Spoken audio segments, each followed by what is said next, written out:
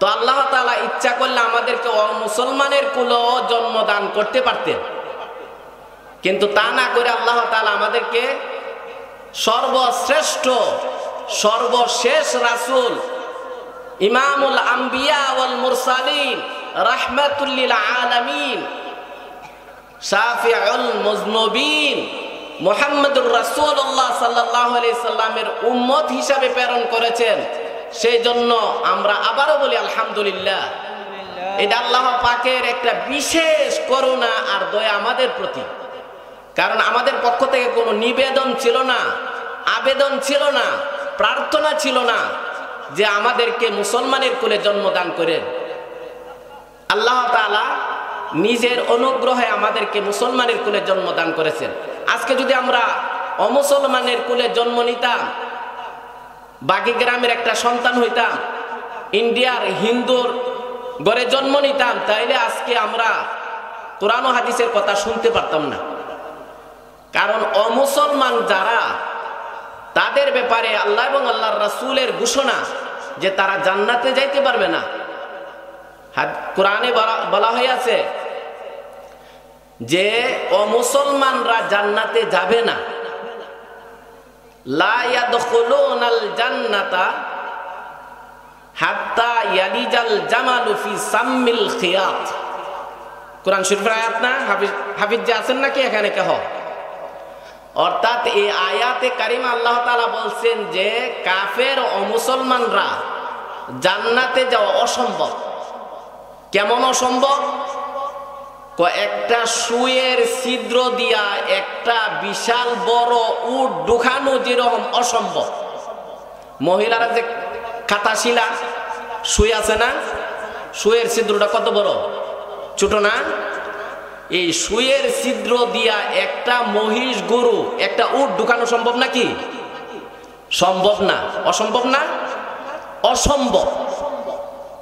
উট ঢুকান যাব? ঢুকান যাইব না।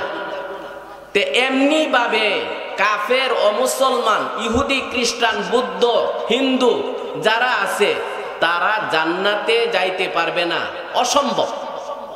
আর যারা আল্লাহকে বিশ্বাস করছে, আল্লাহর প্রতি ঈমান আনছে, আল্লাহর প্রতি ঈমান আনছে মানে আল্লাহকে এক বলে স্বীকার করছে, আল্লাহর মতো এরকম দ্বিতীয় আর কেহ নাই, আল্লাহ নাই, মাবুদ নাই। আল্লাহর 99টা গুণবাচক নাম আছে। এই আল্লাহ তাআলার 99টা গুণবাচক নামে আল্লাহর গুণে গুণান্বিত দ্বিতীয় আর কোনো মাখলুক নাই, দ্বিতীয় কেহ নাই। আল্লাহ তাআলা অদ্বিতীয়, একক। আল্লাহ তাআলা সর্ববিষয়ে সর্বশক্তিমান। তো আল্লাহ তাআলার প্রতি ঈমান আনা, নবী রাসূলদের প্রতি ঈমান আনা, আসমানি কিতাবের প্রতি ঈমান আনা, ওরাই হলো কি মুসলমান, মুমিন, তাদের জন্য হলো কি জান্নাত। তো আমি আপনাদের সামনে যে আয়াতে কারিমা তেলাওয়াত করেছি, সে আয়াত প্রসঙ্গে কথা বলার আগে বিশেষ করে আমি আমাদের গ্রামের নারী পুরুষ সকলের কাছে একটা বিশেষভাবে আবেদন এবং নিবেদন করতেছি, আকুল আবেদন করতেছি, বিনয়ের সাথে বলতেছি যে আমরা সবাই আল্লাহকে এক বলে স্বীকার করি, তাই না? আমাদের রাসূল সাইয়্যিদুল মুরসালিন, ইমামুল আম্বিয়া ওয়াল মুরসালিন, সমস্ত নবী রাসূলদের ইমাম, সর্দার, সাইয়্যিদ। তো এমন রাসূলের প্রতিও আমরা কি করেছি? ঈমান আনছি। তাহলে আল্লাহর প্রতি ঈমান আনছি, আল্লাহ যা বলছে তা আমরা করব, আল্লাহ যা নিষেধ করছে তা আমরা করব না। আল্লাহর রাসূল সাল্লাল্লাহু আলাইহি সাল্লাম যা বলছেন, যা হুকুম করছেন আমাদের দুনিয়া আখিরাতের কল্যাণের জন্য, তা আমরা করব।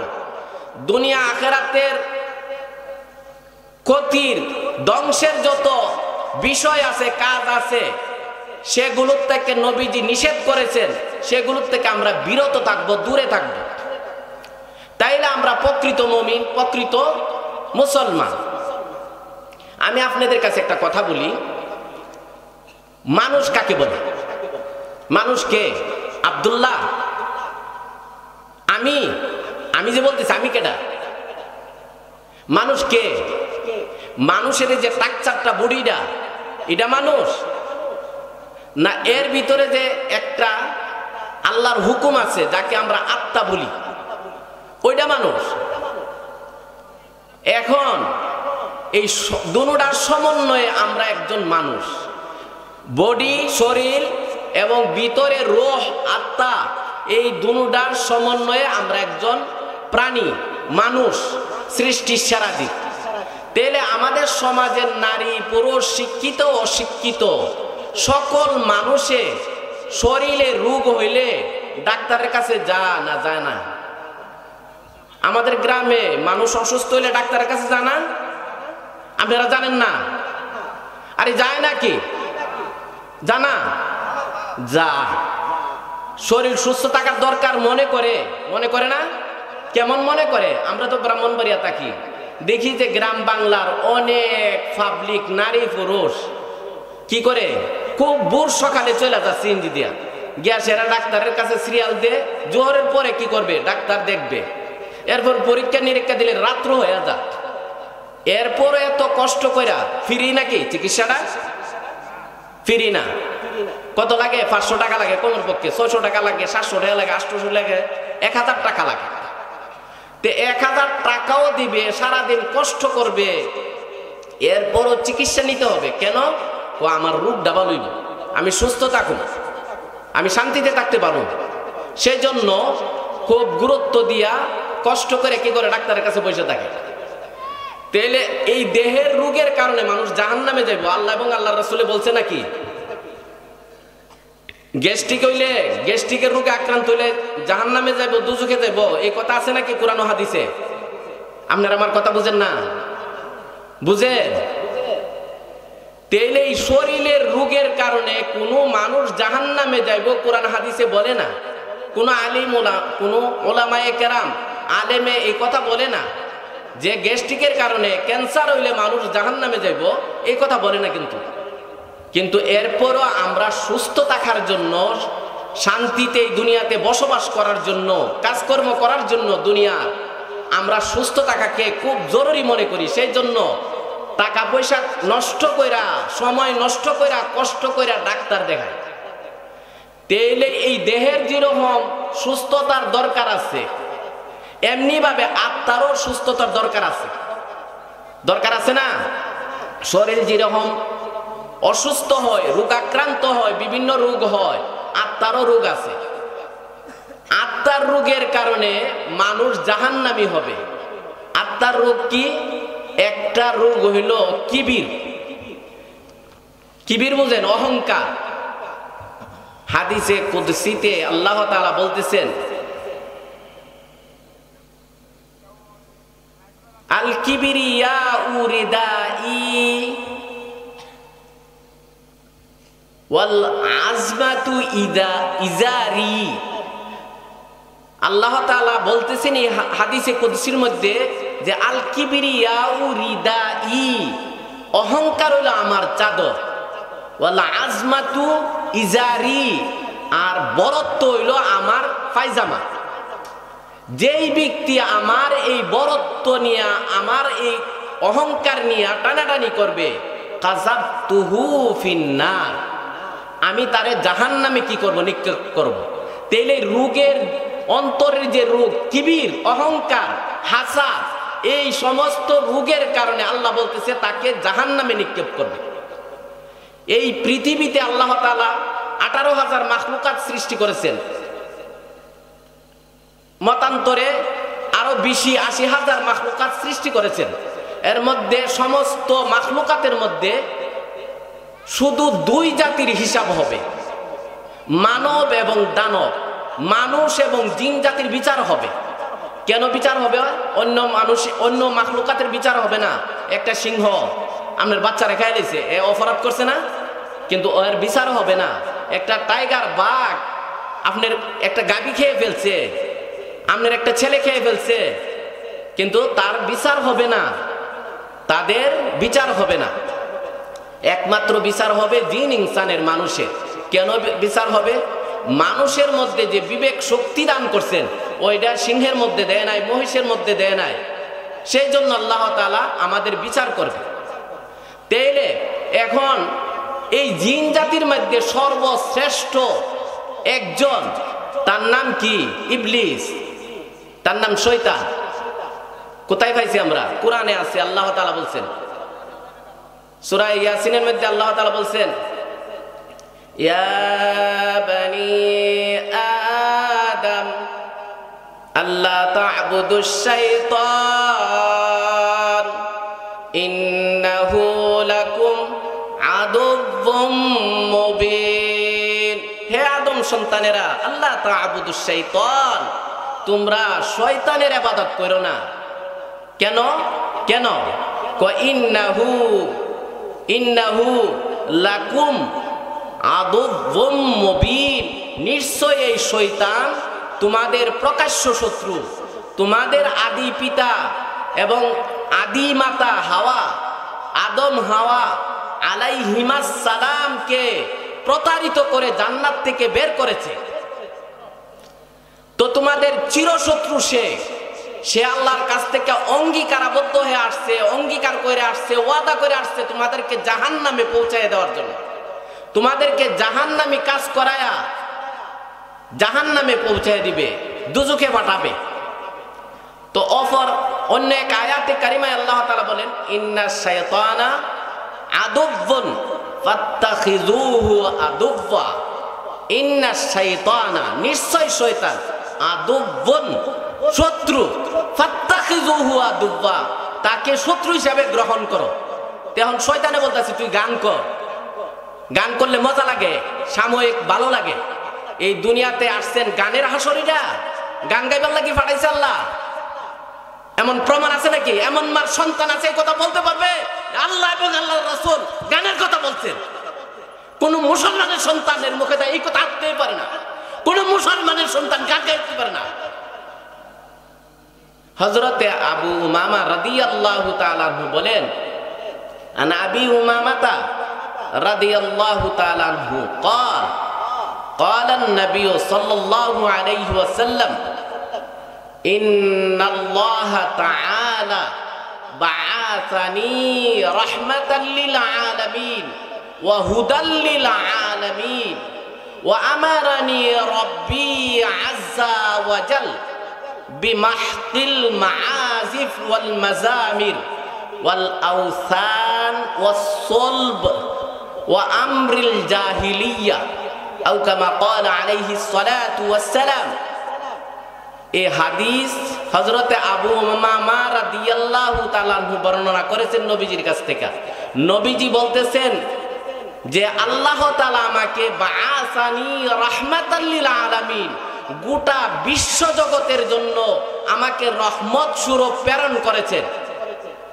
ওয়া হুদাল লিল আলামিন, বিশ্ববাসীর পথ প্রদর্শক, হেদায়েতের জন্য আমাকে আল্লাহ তাআলা প্রেরণ করেছেন। এই কথা কে বলছেন? নবীজি বলতেছেন, পত্রিকার কথা। তাহলে সেই নবীর উম্মত এই কথা বিশ্বাস করবে না? বিশ্বাস না করলে মুমিন থাকবে না, নবীর আশিক থাকবে না, সে নবীর শত্রু হবে সে। তা আমরা কি নবীর শত্রু না নবীর উম্মত, নবীর আশিক? নবীর আশিক যদি নবীর কথা না মানে, শয়তানের কথা মানে যদি নবীর আশিক এই কথা ঘোষণা করে, এটা বাটপারি হবে, বাটপারি হবে না? তো নবীজি বলতেছেন ওয়া আমারানি আজ্জা ওয়াজাল, আমার রব আল্লাহ আমাকে হুকুম করছেন। কিসের হুকুম করছেন?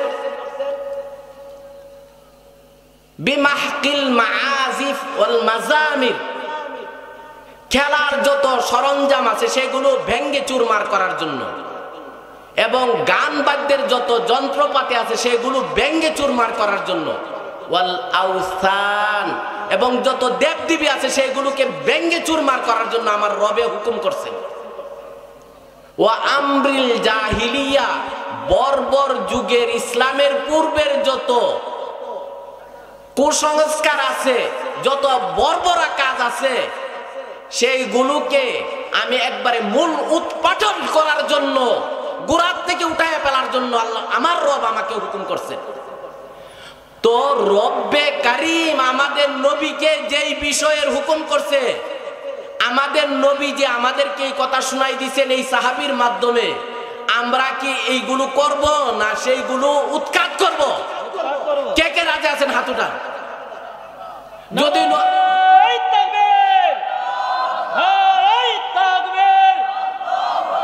ইসলামের শত্রুরা, আল্লাহ তাআলা আমাদেরকে এই হাদিসের উপরে আমল করার তৌফিক দান করুন। সবাই বলুন আমিন। আমি আপনাদের কাছে যে কথা বলতেছিলাম, তাইলে যদি আমরা শরীরের রোগ ভালো করার জন্য ঘন্টার ঘন্টা সময় নষ্ট কইরা, টাকা নষ্ট কইরা আমরা বৈশা থেকে চিকিৎসা নেই, তাইলে এই রোগের দ্বারা কিন্তু গ্যাস্ট্রিক, আলসার, মাথা ব্যথা, ক্যান্সার, এই রোগের কারণে জাহান্নামে যাওয়া লাগবে না।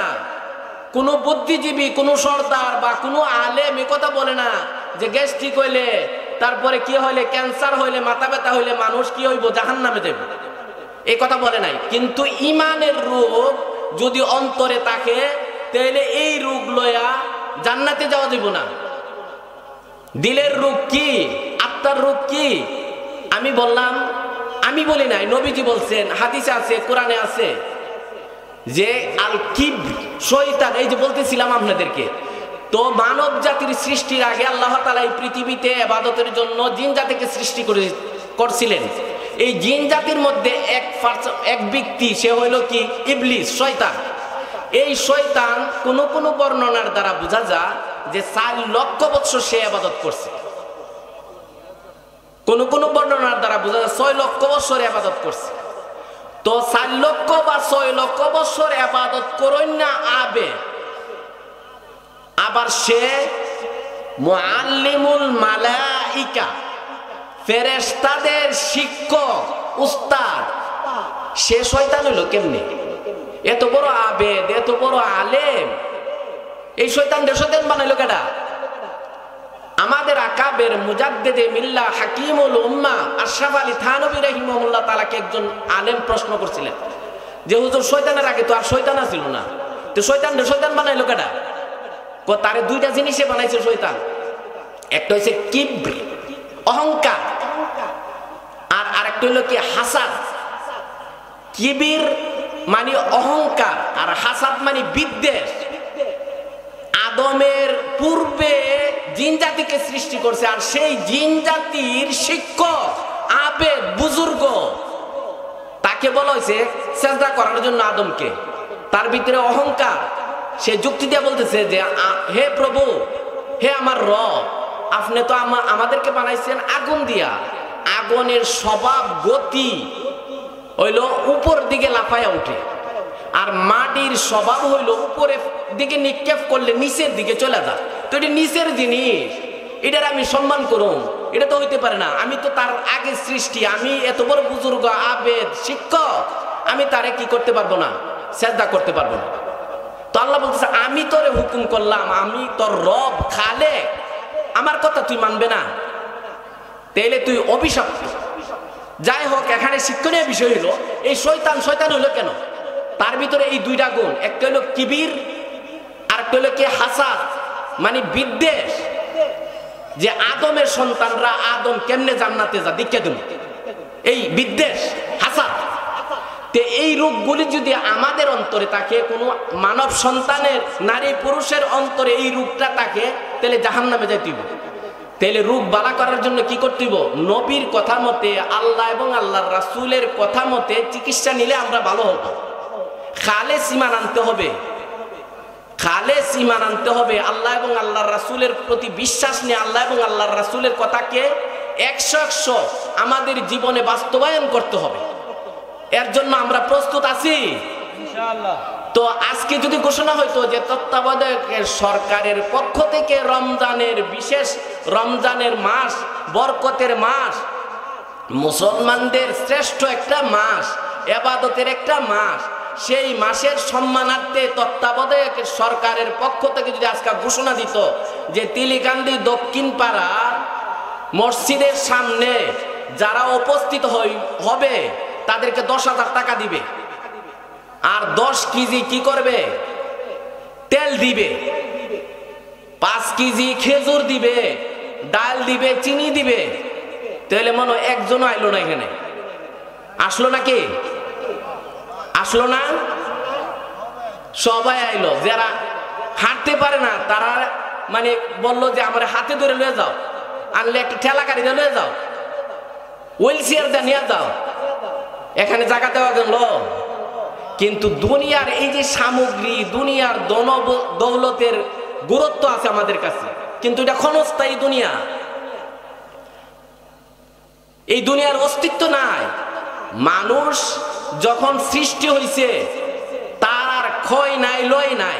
তবে মানুষের মৃত্যু আছে। মৃত্যু বলতে মৃত্যুরে আরবি শব্দতে বলা হয় ইন্তেকাল, স্থানান্তরিত হওয়া, এক জায়গা থেকে আরেক জায়গায় যাওয়া। রুহের জগতে ছিলাম, সেখান থেকে মার গর্ভে, মার গর্ভের থেকে আলমে দুনিয়া, মানে এই পৃথিবীতে। এরপরে এই মৃত্যুর দ্বারা আখিরাতের যাত্রা শুরু হবে আলমে বরজখ, কবর জগৎ। হাসরের মাঠের পূর্বে মৃত্যুর পর যে সময়টা হলো আলমে বরজখ, কবর জগৎ।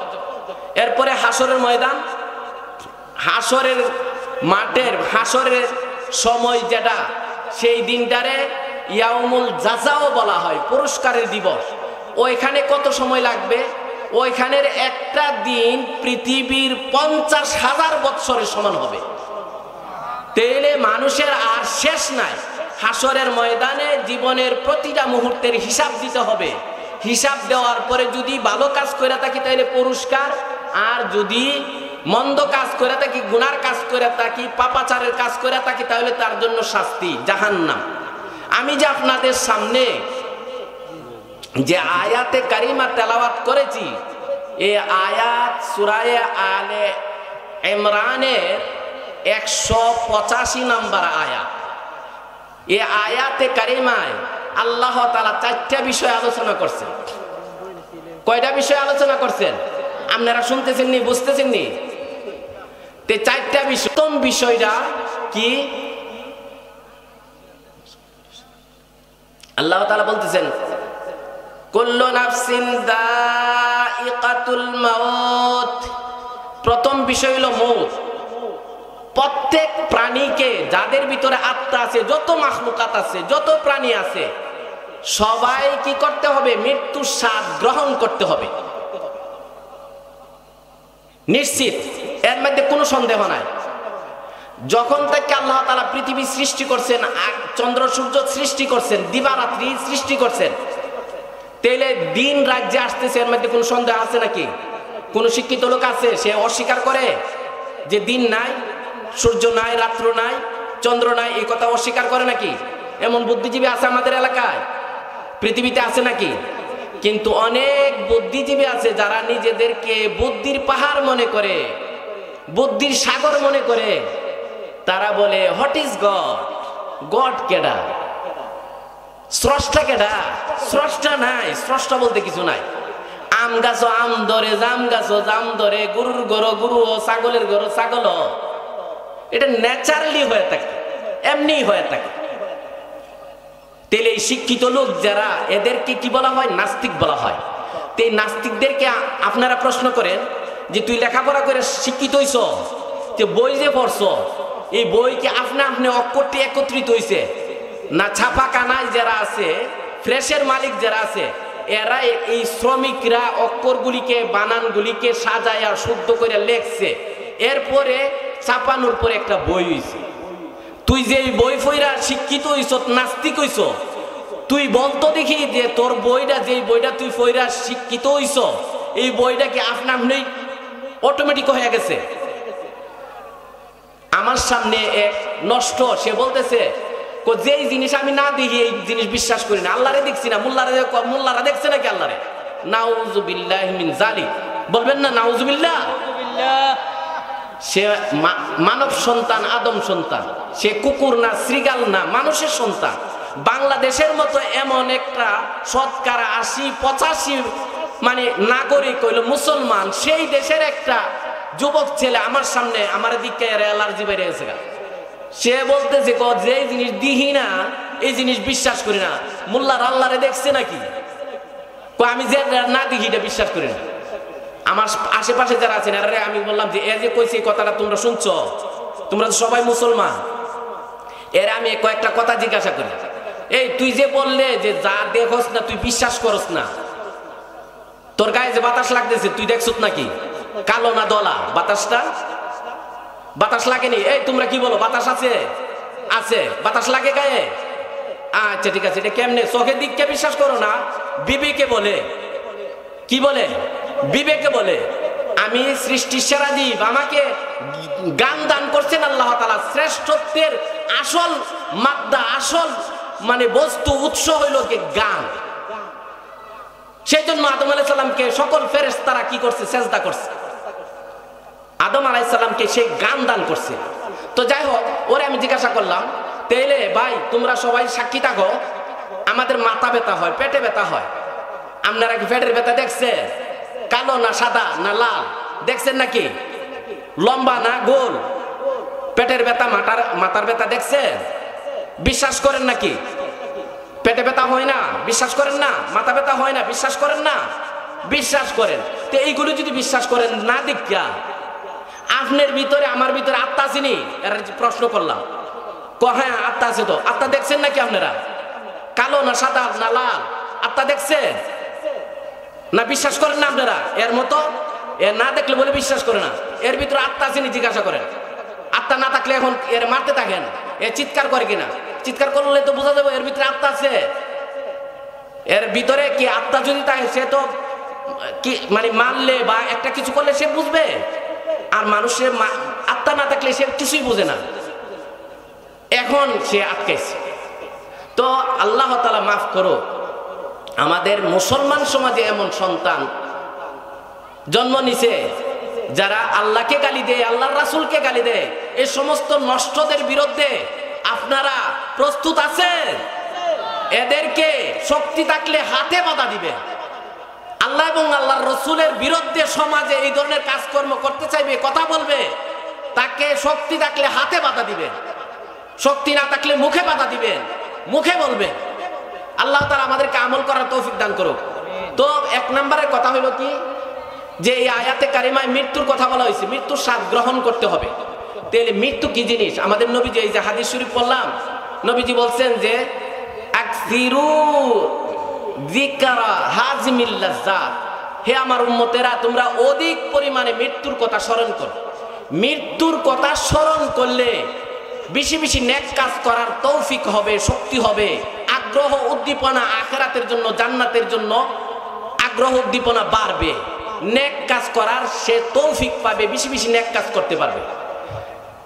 এই মৃত্যুর কথা স্মরণ করলে তার মরা আত্মা শক্তিশালী হয়ে যাবে, রুগ্ন আত্মা শক্তিশালী হবে, আখিরাতের কাজকর্মের জন্য মানে পাগল পারা হয়ে যাবে। তো সেই জন্য নবীজি বলছেন বেশি বেশি তোমরা কি করো?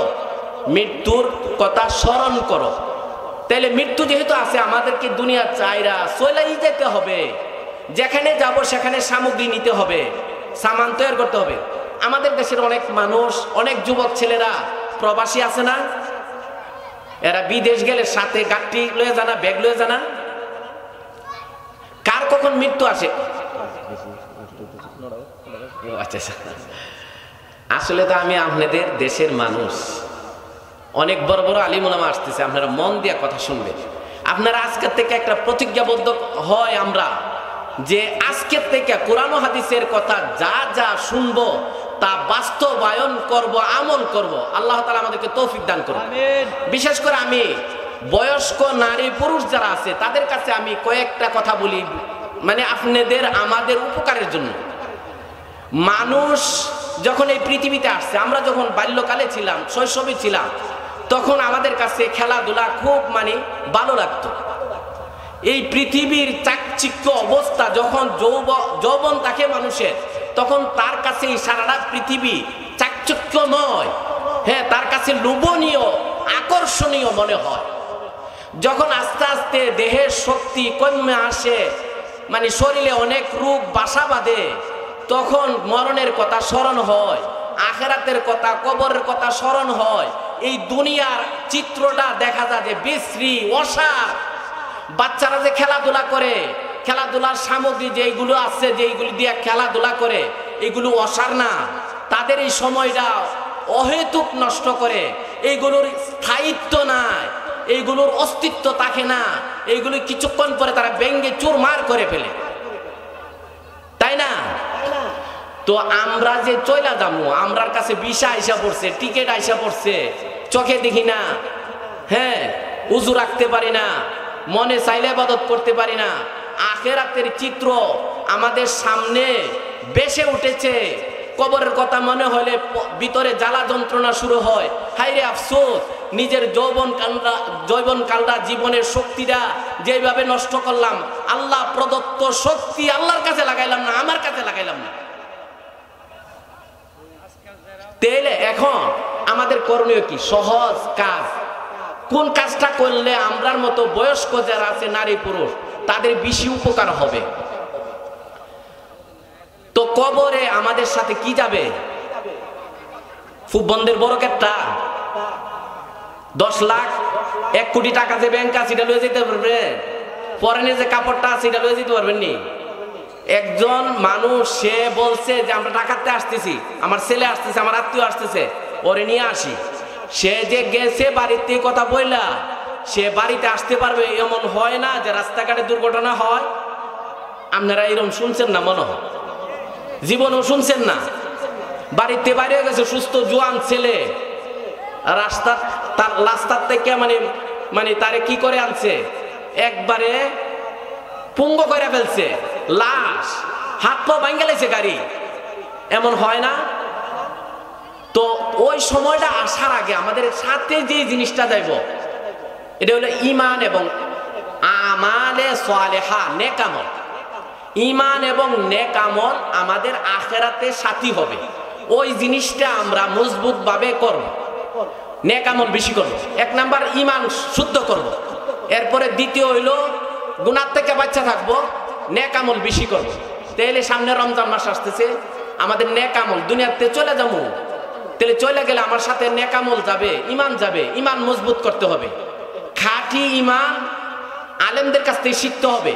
আল্লাহ এবং আল্লাহর রাসূলকে যেভাবে বিশ্বাস করার কথা সেভাবে বিশ্বাস করতে হবে। আমাদের নবী যে আলিমুল গায়েব নাকি? আমাদের মুসলমান অনেক আলাবুলা মানুষ, সরল সহজ মানুষ, এক শ্রেণীর আলেম যারা নিজেদের ব্যক্তি স্বার্থের জন্য কবরকে কেন্দ্র করে কি করে অর্থ উপার্জন করে, ওরা এই ধরনের কথাবার্তা বলে। আর এইগুলো ওরা না, ওদের পূর্বপুরুষ অর্থাৎ ইংরেজরা দিয়ে গেছে। আমাদের মুসলমানদের ঐক্য নষ্ট করার জন্য গ্রোফিং করে দিয়ে গেছে আলেমদের মধ্যে। তো যাই হোক, আমি ওই দিকে যাচ্ছি না। তো নবীর প্রতি কিভাবে বিশ্বাস করতে হবে? আমাদের নবীজি সাইয়্যিদুল মুরসালিন, সাইয়্যিদুল আম্বিয়া, সমস্ত নবীদের নবী, সমস্ত রাসূলদের রাসূল, আল্লাহর পরে আমাদের রাসূলের মর্যাদা। এইভাবে আল্লাহর রাসূলকে বিশ্বাস করতে হবে। এখন যদি কেহ নবীকে বিশ্বাস করছে নবী বললা, কিন্তু নবীর ইজ্জত দিতে গিয়ে এখন নবী তো মানুষ না, তাহলে নবী মানুষ না হলে ফেরেশতা? আপনারা কি বলেন? নবীজির পিতা আছে না, মাতা আছে না, দাদা আছে না, চাচা আছে না? উনি বিয়ে করছিল কিনা আপনারা জানেন না? তাইলে উনি যদি মানুষ না হয়, জিনেরা কি ফেরেশতারা কি এরা মানুষ না? ওরা খায় না, বিয়ে করে না। তাহলে আমাদের নবী তো মানুষ, কিন্তু আমাদের মতো মানুষ না। আল্লাহর পরে সমস্ত মাখলুকাতে, সমস্ত মানুষের মধ্যে, সমস্ত নবী রাসূলদের মধ্যে শ্রেষ্ঠ মানব।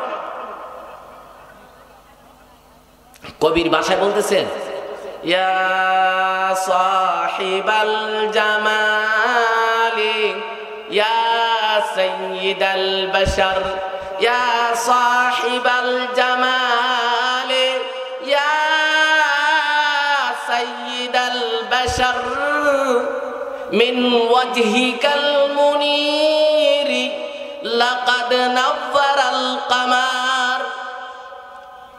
তো আমাদের নবীজি মানে সমস্ত সৌন্দর্যের মানে উৎস। আল্লাহ তাআলা নিজে বলতেছেন যে আমার এই হাবিবুল্লাহ, আমার বন্ধু মুহাম্মদুর রাসূলুল্লাহ সাল্লাল্লাহু আলাইহি সাল্লামকে সৃষ্টি না করলে আমি কিছুই সৃষ্টি করতাম না। ইউসুফ আলাইহিস সালামের রূপের জন্য মিশরের নারীরা ইউসুফ আলাইহিস সালামের সৌন্দর্যে মুগ্ধ হয়ে হাতের আঙ্গুল কেটে ফেলেছিল, কিন্তু এর থেকে হাজার গুণের রূপে রূপসী ছিলেন আমাদের নবীজি। সমস্ত কামালাত, সমস্ত সৌন্দর্য নবীজিকে একসাথে আল্লাহ তাআলা দান করেছিলেন। তো আমরা সেই নবীর উম্মত, কিন্তু নবীরে মুখে মুখে মানলে হবে না, নবীকে নবী যেইভাবে বলছে সেইভাবে মানতে হবে। তো নবী যে আলিমুল গায়েব না, এমন মার সন্তান না, এমন কোন আলেম না এই কথা প্রমাণ করতে পারবে যে নবী যে আলিমুল গায়েব। সূরা হাশরের মধ্যে আল্লাহ তাআলা কি বলছেন? ওয়াল্লাহুল্লাযী লা ইলাহা ইল্লা হু আলিমুল গায়বি ওয়াশ শাহাদা হুয়ার রহমানুর রহিম। এখানে বলছেন আলিমুল গায়বি ওয়াশ শাহাদা হুয়ার রহমানুর রহিম। রহমান, বিসমিল্লাহির রহমানির রহিম। এই রহমান আর রহিম হইল আলিমুল গায়বি ওয়াশ শাহাদা, আলিমুল গায়ব ওয়াশ শাহাদা, অর্থাৎ হাজির নাজির আলিমুল গায়ব আল্লাহ। কোরআনে এই কথা আল্লাহ বলে নাই আলিমুল গায়বি ওয়াশ শাহাদা হুয়া মুহাম্মাদুর রাসূলুল্লাহ, এই কথা বলেন নাই। তো আমরা এইভাবে নবীজিকে মানি। যাই হোক, প্রথম আলোচনা হলো কি মৃত্যু সম্পর্কে।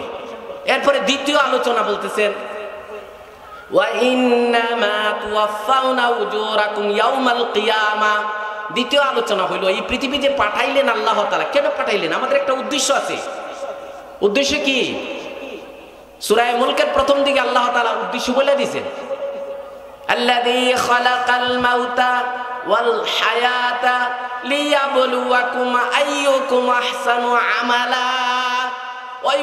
ওই মহান সত্তা, মহামহিম ওই মহান সত্তা আল্লাহ তাআলা এর আগে বলছেন ওয়া হুয়া আলা কুল্লি শাইইন কাদির, যে আল্লাহ সর্বশক্তিমান, মহামহিম, রাজাধিরাজ, সর্ববিষয়ে সর্বশক্তিমান, সে আল্লাহ কি করেছেন? খালাকাল মাউতা, মৃত্যুকে সৃষ্টি করেছেন, ওয়াল হায়াতা, জীবনকে সৃষ্টি করেছেন। কেন সৃষ্টি করছেন? মানব জাতির মৃত্যু এবং জীবন কেন সৃষ্টি করলেন?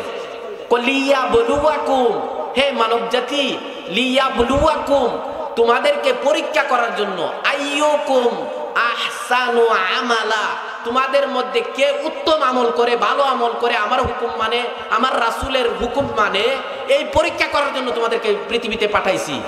অন্য আয়াতে আল্লাহ তাআলা বলেছেন ওয়ামা খালাকতুল জিন্না ওয়াল ইনসা ইল্লা লিয়াবুদুন, মানব জাতি এবং জিন জাতিকে আমার ইবাদতের জন্য পাঠাইছি। এই কথা মনে রাখতে হবে। কিন্তু আমাদের দৈনন্দিন 24 ঘন্টার কাজকর্মের দ্বারা বোঝা যায় আমাদেরকে ইরিগেটের লাগি বানাইছে, গরু ফালবার লাগি বানাইছে, মুরগির খামার বানাইবার লাগি, মুরগি ফালবার লাগি বানাইছে।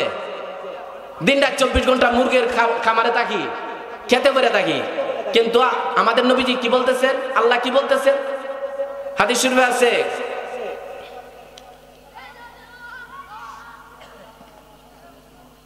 ইন্নামাদ দুনিয়া খুলিকতু লাকুম ওয়া আনতুম খুলিকতু লিল আখিরাহ। এই নিশ্চয় আমি এই পৃথিবীকে তোমাদের কল্যাণের জন্য সৃষ্টি করেছি, আর তোমাদেরকে আখিরাতের জন্য সৃষ্টি করেছি। আপনি আমার পিতা কে আছি? কে? আদম। মানব জাতির পিতা কে? আদম আলাইহিস সালাম, হাওয়া আলাইহিস সালাম। ওনাদের বানানোর পরে কোথায় রাখছেন? ওনাদের ঠিকানা কোথায় ছিল? জান্নাতে ছিল। শয়তানে প্রতারিত করে জান্নাত থেকে বের করছে। তাহলে বাপের বাড়ি কোথায়? জান্নাত। তাহলে আপনার বাপের বাড়ি যেটা, আপনার বাড়ি তুইডু। এখন গেছে সৌদি আরব আপনার ছেলে, এখন সে কেউ সৌদি আরব ওর বাড়ি, আমেরিকা ওর বাড়ি, হ্যাঁ, লন্ডন তার বাড়ি নাকি? আরে বাংলাদেশি প্রবাসী যে দেশে গেছে ওইটারে তার বাড়ি মনে করে নাকি? তার বাড়ি বাংলাদেশে।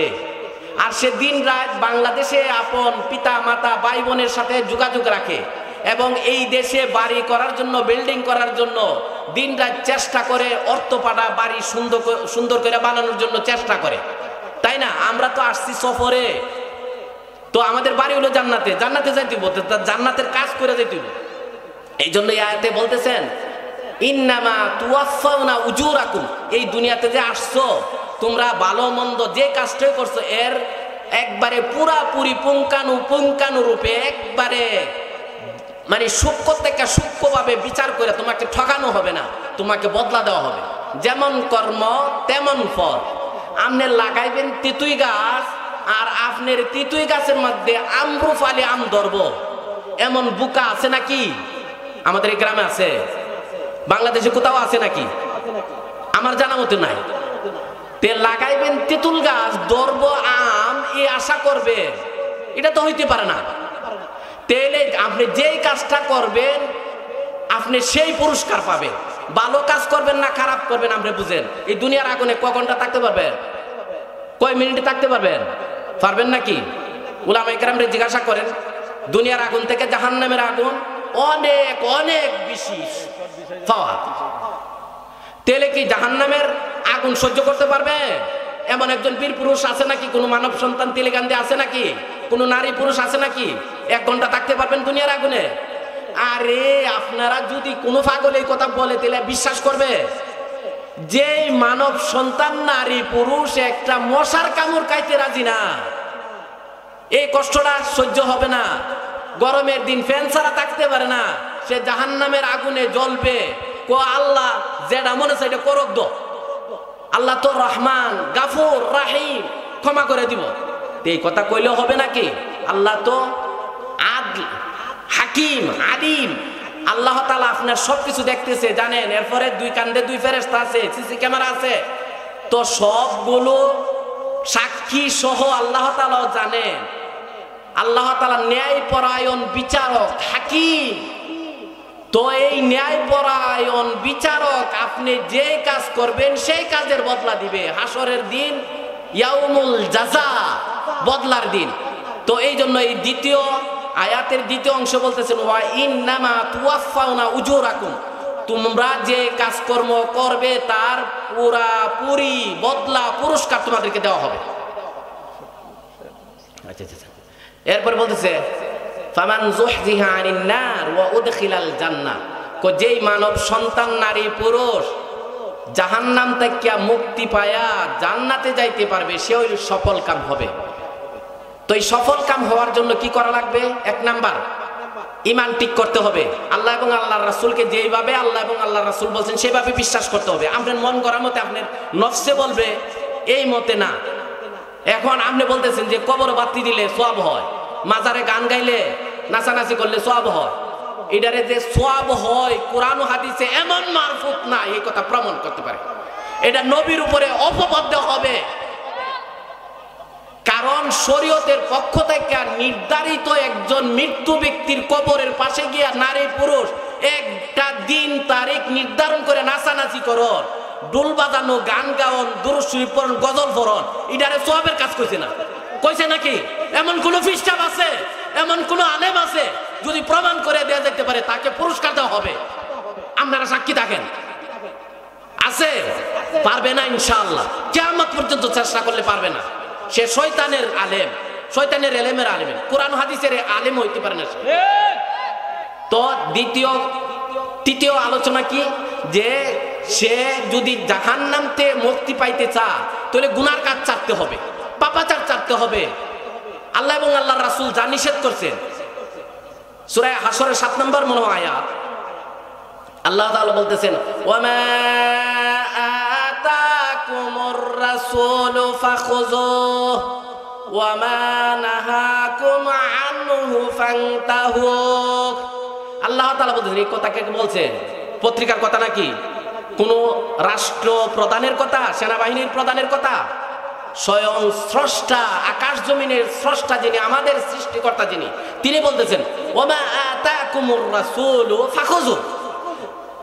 আমার রাসূল মুহাম্মদুর রাসূলুল্লাহ সাল্লাল্লাহু আলাইহি সাল্লাম যেই সমস্ত শরীয়তের আহকাম নিয়ে আসে তাকে তোমরা ফাখুযুহু মজবুত ভাবে আঁকড়ে ধরো।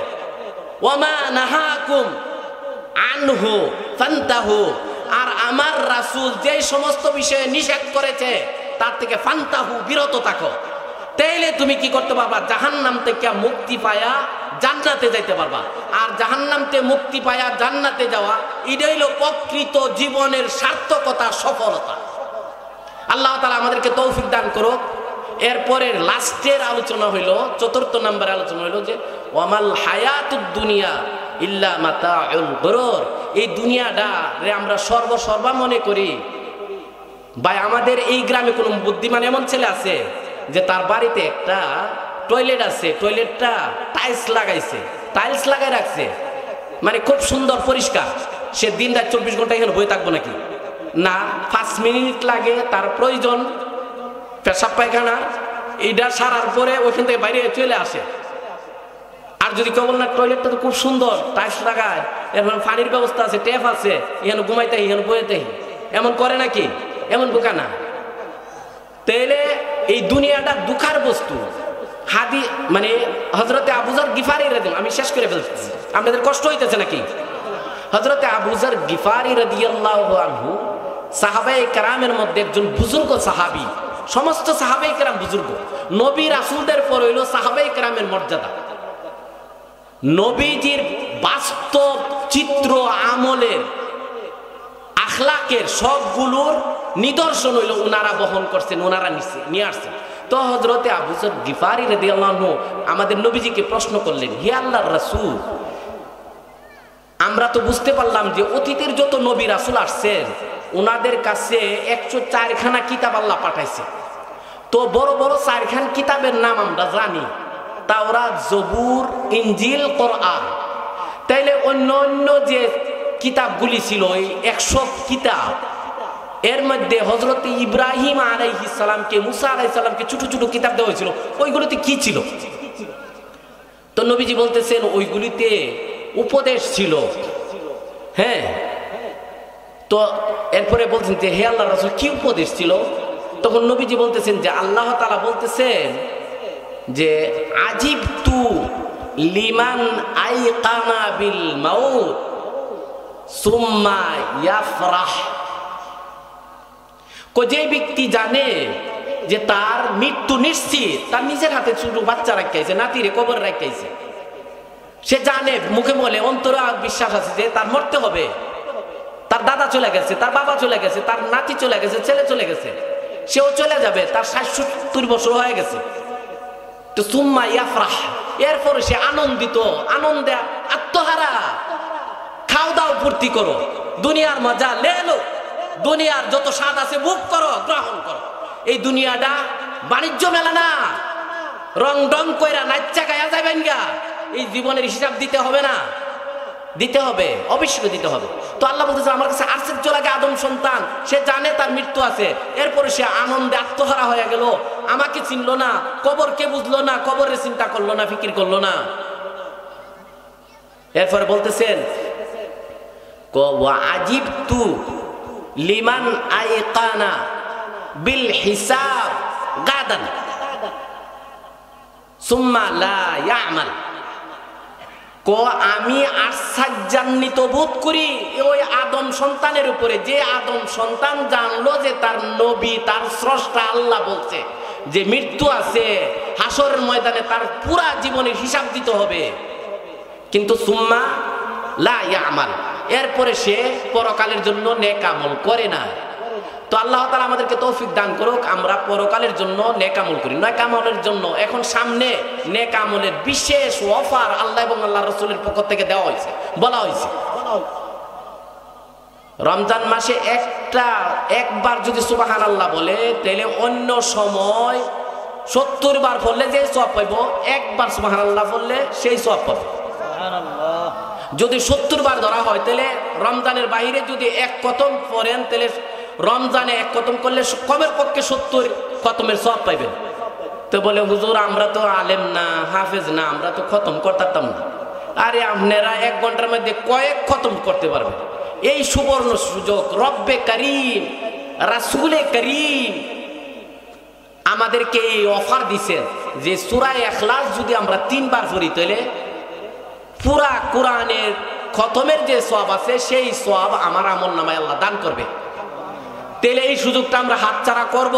আমরা যারা কবরের যাত্রী, কবরের পারে আইসা পড়ছি, বিশাল লাগিয়ে গেছে গা, দাঁত পড়ে গেছে গা, চুল সাদা হয়ে গেছে গা, হ্যাঁ ভালো করে হাঁটতে পারি না, দাঁড়ায় নামাজ পড়তে পারি না, তাহলে আমরা এই সুবর্ণ সুযোগটা নষ্ট করব না। বিশেষ করে মা বোনদেরকে বলছি, আপনারা তো বাহিরে যাইতে পারেন না ওয়াজ শোনার জন্য, মসজিদেও যাইতে পারেন না, আপনাদের কাছে বিশেষ অনুরোধ, আপনারা কিন্তু না রোজার দিক দিয়া পুরুষের তুলনা অগ্রগামী, আপনারা রোজাটা খুব ভালো করে রাখেন।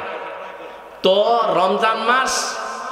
রমজান মাসের পরের জন্য বলছি, পুরা জীবনের জন্য বলছি যে মহিলাদের জন্য একটা গুরুত্বপূর্ণ বিষয় হইল যে নামাজের ওয়াক্ত হইলেই পরে, জোহরের নামাজ আমরা 1টার সময় পড়ি, 12টার সময় ওয়াক্ত হয়ে যায়। তাহলে আপনারা প্রত্যেক 5 ওয়াক্তের নামাজ আপনারা প্রথম ওয়াক্তের মধ্যে পড়া ফেলবেন। আর যদি দেরি করে পড়েন তাহলে সাংসারিক বিভিন্ন কাজকর্মর ব্যস্ততার কারণে নামাজ কাজ হয়ে যাবে। তাহলে ওয়াক্ত মতে নামাজ পড়বেন, ফরজ ওয়াজিব এইগুলো তো পালন করবেন, বেশি করে নফল ইবাদত করবেন, হ্যাঁ, কোরআন শরীফ বেশি বেশি পড়বেন, পাশাপাশি ইস্তেগফার বেশি বেশি পড়বেন।